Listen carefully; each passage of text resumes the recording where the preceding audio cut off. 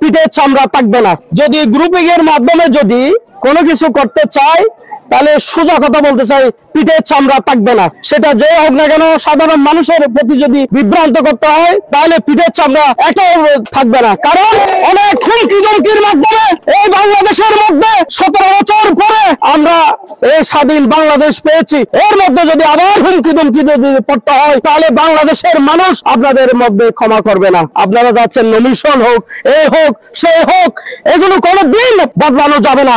আপনারা হয়তো চেষ্টা করতে পারবেন, কোনোদিন করতে পারবে না। কারণ আমরা চাচ্ছি সামনে নির্বাচনে কোনো অঘটন হোক, সেটা আমরা চাই না। যদি মনে করেন অঘটন করতে চান, তাহলে আমরা বলতে চাই কোন অঘটনের মাধ্যমে আপনারা সুফল করতে পারবেন না।